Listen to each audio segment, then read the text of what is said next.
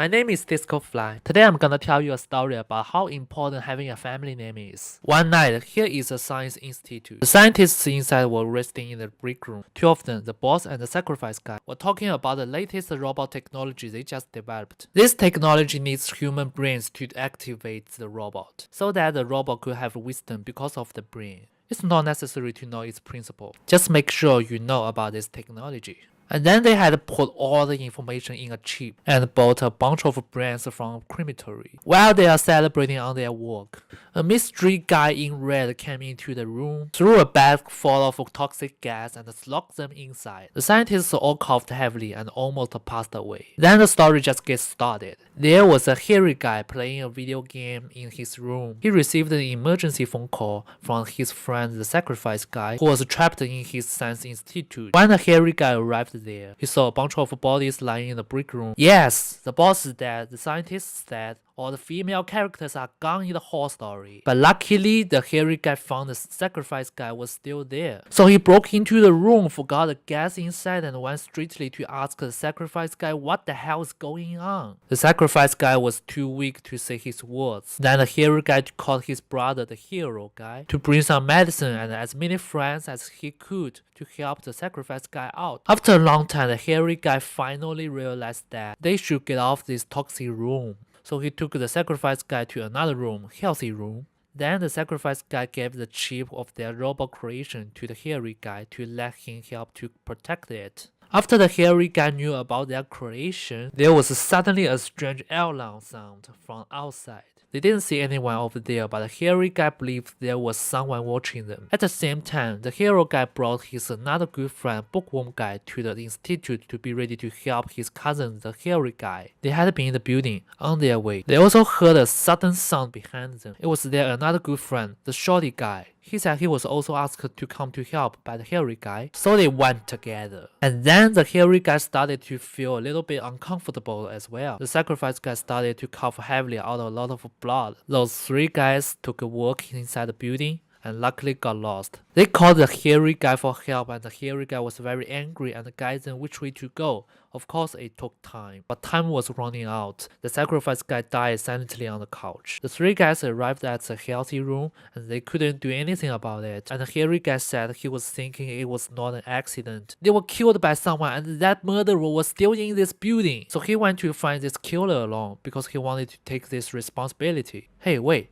Nobody said this is your responsibility, dude. His brother, the hero guy, was worrying about his cousin so much, but he knew that his cousin will get mad if he went to help him. So he asked the shorty guy to follow and watch the hairy guy behind. After they left, the bookworm guy surprisingly found that there was a word written with blood on the sacrifice guy's left hand, which is Can. K-A-N, Can.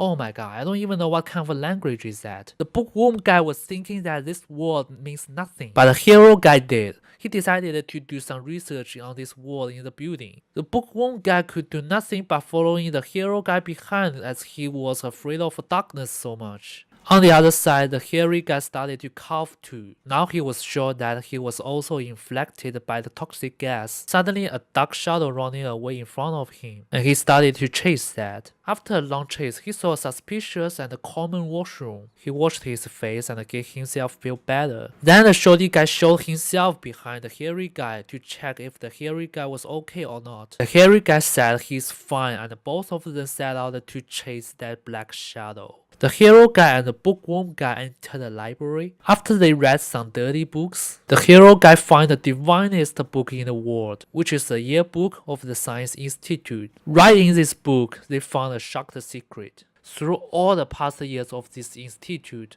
there was only one guy with a family name Ken. And that guy is just the shorty guy they came here with. Wow, how small this world is. After a while, the hairy guy was still looking for the murderer in the hallway. When he turned his head back, the shorty guy had disappeared. He wanted to go to look for the shorty guy, but unfortunately, his body got so much worse. He coughed out so much blood, and the shorty guy opportunely appeared behind. It was definitely the best time for him, so he got a robot chip from the hairy guy and killed him right away. Here are some flashback scenes. The guy in red who spread the toxic gas is the shorty guy. The guy who pretended as a sacrifice guy and called the hairy guy for help is the shorty guy. The guy who sneaked near the healthy room and surprisingly had the alarm sound from his cell phone because the hero guy and the bookworm guy just entered the building is the shorty guy. The guy who sneaked behind the hero guy and the bookworm guy and made a little big sudden sound is the shorty guy. God, such a busy man.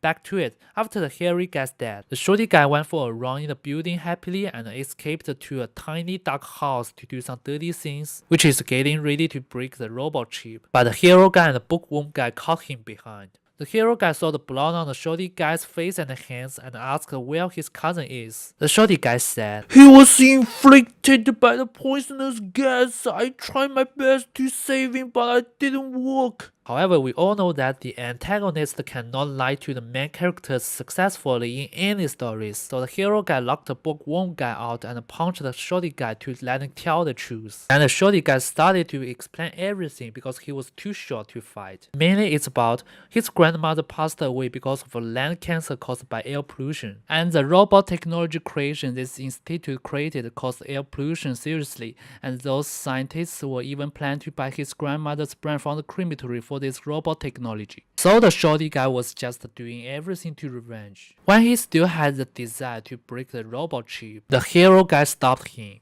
and two of them started to fight. After a long fight, they gonna do something interesting and serious to make sure the audience would not get sleepy. Then they got outside to fight. But the bookworm guy stopped both of them and educated them that violence cannot solve the problem, blah blah blah blah. And then the shorty guy found a chance to kill the bookworm guy with a knife behind right into his neck. Many characters die because they speak too much, that's true. This killing drove the hero guy so mad that he used his full power to kill the shorty guy by stabbing on his face. And he took the robot chip and left the doghouse. After the sunrise, the hero guy found his cousin's body. He was very sad and put his cross necklace on his cousin's body. Indeed, one night all his friends are gone because they want to kill each other. Sweet story. Finally, he carried the robot chip in his pocket and ran away from the Science Institute. The story is finished right here. After reading this story, I learned about if you want to become a criminal or future serial killer,